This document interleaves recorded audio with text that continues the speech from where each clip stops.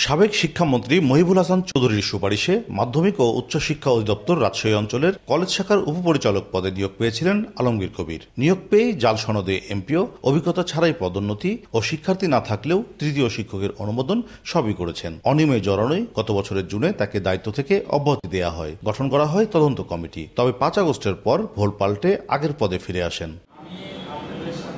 আবারও নিয়োগ পেয়ে শুরু ঘুষ বাণিজ্য। টাকা না দিলে কারণ ছাড়াই এমপিও ও পদোন্নতি, বকেয়া বেতনের ফাইল দিনের পর দিন আটকে রাখেন আলমগীর কবির।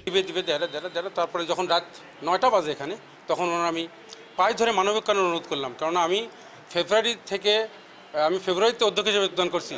ওখান থেকে আমি বেতন করতে পারি নাই। মানবিক কারণে এক বছর পার হয়ে চলে গেছে। আমি চলি কী করে? আমার কষ্টের কারণে ওনার পায়ে ধরলে উনি 10টা 20-এ ফাইলটা ডাইরেক্টর মহোদয়ের কাছে সেন্ড করেন। 2018 থেকে বঞ্চিত এই অফিসে কুত্তার মতো দাঁড়ে দাঁড়িয়ে ঘুরে বেড়িয়েছি।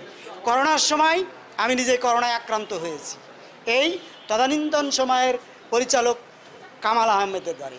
অবশেষে এটাকে তদন্ত করে যুগ্ম সচিব এসে তদন্ত করে আমাদেরকে উদ্ধার করেছে।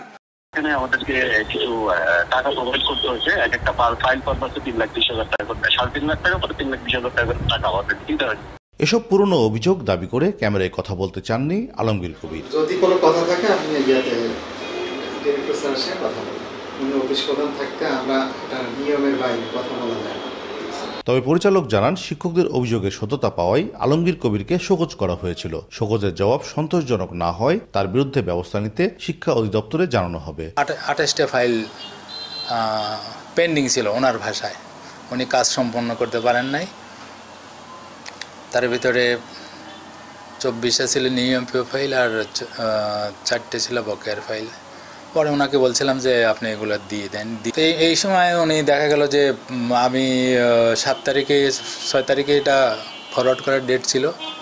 আমি এটা 7 তারিখে, ওরা সার্ভারে একটু সমস্যা ছিল, যার ফলে ওনার কাছে ফাইল না আসার পরেও আমি ওটাকে সেন্ড করেছিলাম। এরপরে একদিন দুদক আসলো, দুদক এসে দেখে যে ওনার কাছে এখন 152টা ফাইল ছিল। হয়রানি বন্ধ ও দুর্নীতিতে জড়িতদের বিরুদ্ধে ব্যবস্থা নেওয়ার দাবি বেসরকারি কলেজ শিক্ষকদের।